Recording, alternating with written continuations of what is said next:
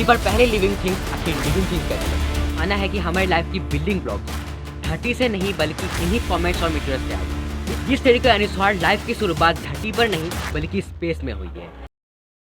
Hello friends, क्या आप जानते हो आपका जो डीएनए है वो जितने भी पेड़ पौधे जीव जंतु है उनसे करीब 60% मिलता जुलता। यानी आप कह सकते हो कि आपका डीएनए एक केले के डीएनए से 60% मिलता जुलता। सुन के मजाक लग रहा होगा, लेकिन इंसानों का और केलों का जो पर 100 मिलियन परदादा थे, अगर आप टाइम में और पीछे जाए करीब 3.7 बिलियन ईयर्स एगो, तो पता लगे कि धरती पर रहने वाले सारे लिविंग ऑर्गेनिजम्स का एक ही कॉमन एंसेस्टर है, लूका। लूका का फुल फॉर्म है लास्ट यूनिवर्सल कॉमन एंसेस्टर। यह एक सिंगल सेल ऑर्गेनिज्म था। साइंटिस्ट का मानना है इसे गर्म जगह पर रहना पसंद था और आज धरती पर जितने भी लिविंग थिंग्स मौजूद हैं, चाहे वो प्लांट्स हो, एनिमल्स हो, फंगीज हो, एल्गीज हो या बैक्टीरिया ही क्यों ना, हम सब इस एक ऑर्गेनिज्म से इन्वॉल्व। अब ऐसा नहीं कि लूका एक पहला लिविंग ऑर्गेनिज्म था धरती पर रहने। इससे पहले भी कई लिविंग ऑर्गेनिज्म थी धरती पर, लेकिन साइंटिस्ट को ये नहीं पता कि वो कैसे दिखती। इनफैक्ट साइंटिस्ट को ये भी नहीं पता कि लूका कैसे दिखता। लेकिन लूका एक लिविंग ऑर्गेनिज्म था, ये बात इम्पोर्टेंट, क्योंकि यहीं से ये सवाल होता है कि ये लूका जिंदा कैसे हुआ। धरती पर पहले लिविंग थिंग्स आखिर लिविंग थिंग्स कैसे बनी? ये सवाल है लाइफ के ओरिजिन।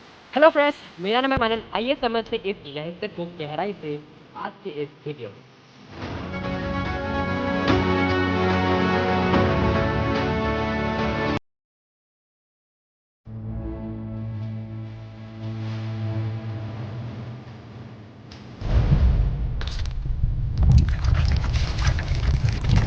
ये चीज देखा जाए तो सुनने में ही अनबिलीवेबल लगता है कि एक नॉन लिविंग थिंग्स कैसे बनी। साइंटिस्ट का मानना है कि कोई ना कोई लाइफ फोर्स जैसी चीज है जो हर लिविंग थिंग्स में मौजूद है, जो उन्हें जिंदा रखने का काम करती है। साल 1790 में इटालियन डॉक्टर लुइगी गलवानी कुछ मरे हुए मेंढकों के साथ काम कर रहे थे। वह मेंढकों के टांगों को ब्रास सूट पर लगा रखा था और उनके हाथ में एक स्टील का ब्लेड था। गलती से यह टच हुआ उन टांगों पर और ये टांगे हिलने लगी। मरे हुए टांगों को हिलता देख उन्होंने सोचा कि उन्होंने लाइफ फोर्स का आविष्कार कर दिया। लेकिन ज़्यादातर लोग अभी भी कन्वर्ट नहीं थे। उन्हें अभी भी लग रहा था कि कोई ना कोई लाइफ फोर्स जैसी चीज़ है जो हर लिविंग थिंग्स में मौजूद है। साइंटिस्ट का ऐसा मानने के पीछे एक बड़ा कारण था। ज़्यादातर केमिकल कंपाउंड जो हर लिविंग थिंग्स में मौजूद है वो किसी भी नॉन लिविंग थिंग्स में देखने को नहीं मिलता। लेकिन इनका ये कंक्लूजन अलेक्जेंडर वोल्टा ने गलत प्रूफ कर दिया। उन्होंने कहा कि ये मेंढकों के टांगों की वजह से नहीं बल्कि डो मेटल की वजह से हो रहा है। स्टील का ब्लेड जब ब्रास ऊपर टकराता है तो इलेक्ट्रिसिटी प्रोड्यूस करती है और इनके बीच में रिएक्शन देखने को मिलता है। बाद में इसी प्रिंसिपल का इस्तेमाल करके वोल्टा ने दुनिया को पहली इलेक्ट्रिक बैटरी बना के दी। ये सेल्स जिनका हम इस्तेमाल करते हैं, इनमें जो वोल्टेज होती है, ये वोल्टेज शब्द इसी वोल्टा के नाम से आया है। लेकिन साल 1828 को ये लाइफ फोर्स का कॉन्सेप्ट धीरे धीरे खत्म होने लगा जब फ्रेडविन वोहर ने गलती से एक इनऑर्गेनिक कंपाउंड से एक ऑर्गेनिक कंपाउंड बना दिया। साल 1850 को पेरिस में रहने वाले केमिस्ट मार्शलिन बैटलर ने इस कॉन्सेप्ट को खत्म करने के लिए एक टोटल साइंटिसाइज प्रोग्राम स्टार्ट किया। उन्होंने कहा कि सिर्फ कार्बन, हाइड्रोजन, नाइट्रोजन और ऑक्सीजन की वजह से मैं सारी ऑर्गेनिक कंपाउंड्स बनाकर दिखा सकता हूँ, और उन्होंने ये करके भी दिखा दिया। उन्होंने पहले हाइड्रोकार्बन्स बनाए और हाइड्रोकार्बन्स को अल्कोहल में कन्वर्ट किया। उसके बाद आर्टिस्ट बने आर्ट, बाद में उन्होंने ऑर्गेनिक एसिड बनाकर दिखा दिया। इस पॉइंट पर लोग मानने लगे कि हाँ ठीक है, मान लिया कि ये ऑर्गेनिक कंपाउंड्स को केमिकल रिएक्शन से बनाया जा सकता है, लेकिन ये लाइफ तो नहीं है, ये जिंदा तो नहीं है, तो आखिर इनमें लाइफ कहाँ से आ रही है? करीब 4.5 बिलियन साल पहले जब धरती की फॉर्मेशन हुई थी और उसके बाद करीब 0.5 बिलियन साल पहले लगातार बौछार हो रही थी कॉमेट और मीटियोर्स की धरती पर। इस एरा को लेट हेवी बॉम्बार्डमेंट का समय भी कहा जाता है। कुछ साइंटिस्ट का मानना है कि हमारी लाइफ की बिल्डिंग ब्लॉक्स धरती से नहीं बल्कि इन्हीं कॉमेट्स और मीटियोर्स से आई है। इस थ्योरी को प्रेस्पेरिया थ्योरी भी कहा जाता है। इस थ्योरी के अनुसार लाइफ की शुरुआत धरती पर नहीं बल्कि स्पेस में हुई है। सेजिटेरिया बिट्स क्लाउड जो कि धरती से करीब 25,000 लाइट ईयर दूर है, इनमें एक चेलेटी दिखने को मिली। चेली का कॉन्सेप्ट स्कूलों में भी पढ़ाया जाता है, जिनमें लेफ्ट हैंडलेस और राइट हैंडलेस देखने को मिलती है। धरती पर पाए जाने वाली लाइफ की चेलेटी एक बुनियादी पहचान है, क्योंकि अमीनो एसिड, डीएनए और आरएनए में भी चेलेटी देखने को मिलती है। साइंटिस्ट जेम्स लॉवब्रुक ने इसी को लेकर कहा है कि यूनिवर्स एक वेयर हाउस की तरह है, जिसमें लाइफ के लिए जितने भी स्पेयर पार्ट चाहिए वो सब मौजूद है।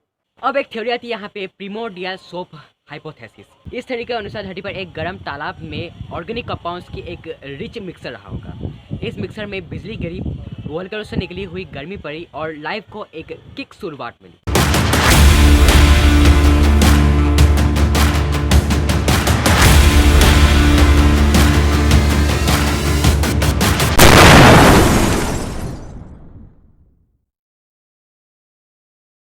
लेकिन क्या ये सच में हो सकता है?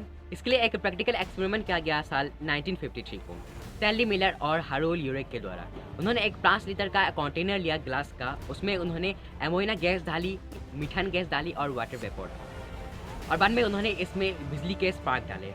जैसी कंडीशन रही होगी 4 बिलियन साल पहले थी। कुछ हफ्तों तक ऑब्जर्व करने के बाद उन्होंने एक हैरान करने वाली चीज़ नोटिस, कुछ गिने चुने ऑर्गेनिक कंपाउंड्स के द्वारा लाइफ के बिल्डिंग ब्लॉक्स बनने लग रहे हैं। दूसरी क्राइटेरिया है रेप्लिकेशन का। यहाँ पे एक थ्योरी आता है क्ले मिनरल्स हाइपोथेसिस। क्ले जो चिकनी मिट्टी होती है जिसमें ऑर्गेनिक मॉलिक्यूल्स जमा होते रहते हैं और कॉन्सेंट्रेट होते रहते हैं। धीरे धीरे यहाँ पे माना जाता है कि मॉलिक्यूल की एक बड़ी चेन बनी जिसे हम आरएनए कहते हैं, और इस चीज़ को भी एक्सपेरिमेंट के द्वारा प्रूव किया जा चुका है। तीसरी क्राइटेरिया आती है बाउंड्री। मॉलिक्यूल्स बन रहे हैं, आरएनए बन रही है, ठीक है, लेकिन ये अलग ऑर्गेनिज्म कैसे बनी जबकि बाकी आसपास के एनवायरनमेंट से अलग हो रहे हैं? इसका एक प्रैक्टिकल उदाहरण हर घर में देखने को मिलता है। जब आप बाथरूम में हाथ धोने के लिए जाते हैं तो सॉप के मॉलिक्यूल्स हाथ की गंदगी के साथ चिपक जाते हैं और पानी के साथ बह जाते हैं।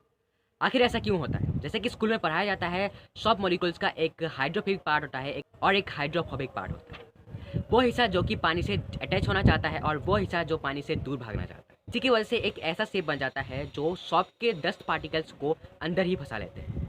ये जो फैटी एसिड है ये आगे चलकर लिपिड्स बने और यही लिपिड्स पानी में जाने के बाद छोटे छोटे बबल्स बनाने लगे।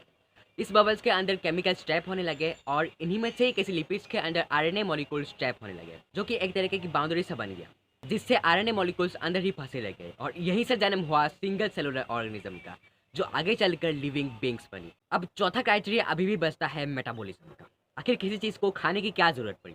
इसका सीधा सा जवाब है एनर्जी।